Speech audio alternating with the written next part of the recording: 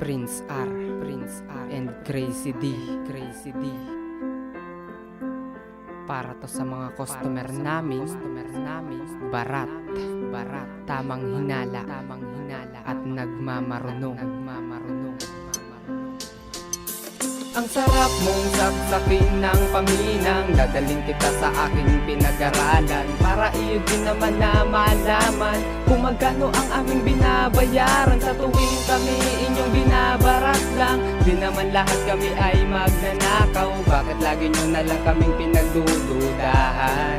Kaming mga technician. Umaga, customer na naman ang kaharap ko. Hay nako, magtatanong lang naman. Ang dami pa sa istorya, masasayang na naman ang oras ko sa mga yan. Mas mabuti pa na maghanap na lang akong magagawa dito sa aking shop. Makalipas ang ilang segundo ay meron nang tumawag sa wakas. Sa akin nagtanong kung magkano daw ang paggawa ng cellphone na ayaw nang mag-on. Sabi ko, ganito kasi yan ma'am, mababa na sa mababa ang singil ko na yan. At ang sabi niya sa akin ng mahal-mahal naman, pwede ba tawad naman at magkapit bahay naman? At ang sabi ko, pwede ma'am, wag ako, iba na lang. Kung mambabarat ka lang, di bali na lang. Kung walang magawa sa maghapon ko na to, basta hindi ako mapagod dahil lang sa cellphone mo. Ang sarap mong sapsapin ng panghinang, dadaling kita sa aking pinag-aralan, para iyo din naman na malaman kung magkano ang aming binabayaran sa tuwing kami inyong binabarat lang. Di naman lahat kami ay magnanakaw, bakit lagi nyo na lang kaming pinagdududahan?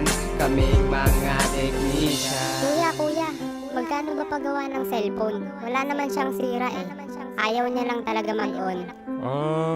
Oo, okay.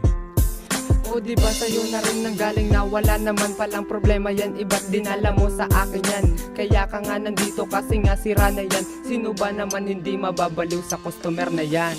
Sinaiingatan pa ang cellphone niya, kala mo original, made in China lang naman. Gagawa ka na lang, gusto pa nakabantay sa'yo. Kala mo laging pagnanakawan mo ang cellphone niya. O baka kahuyan pa, kasi daw mahirap nang mabiktima tulad ng mga kaibigan nyo noon. Tanong ko lang po sa iyo, pareho ba kayo ng pinagawan niya noon at pinapagawan mo sa ngayon? Ang sarap mong sapsapin ng panghinang, dadaling kita sa aking pinag-aralan, para iyo din naman na malaman kung magkano ang aming binabayaran sa tuwing kami inyong binabarat lang. Di naman lahat kami ay magnanakaw, bakit lagi nyo na lang kaming pinagdududahan? Kaming mga technician. Boss, magkano ba repair mo nito? Madali lang naman to eh. Kasi may umaalog lang sa loob. Hihinangin mo lang siguro yon. Tapos okay na yun.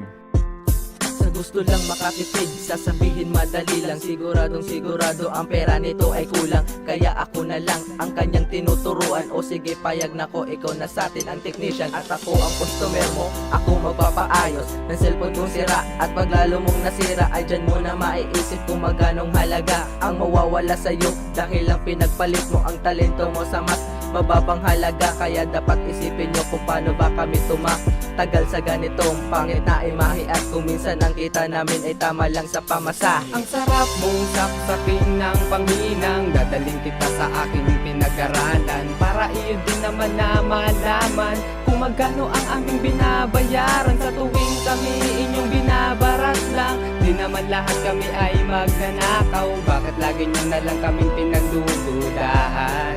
Kaming mga technician. Hay nako, ang tumal na naman. Ano bang nangyayari sa mga araw ko? Mag-aartista na lang talaga ako.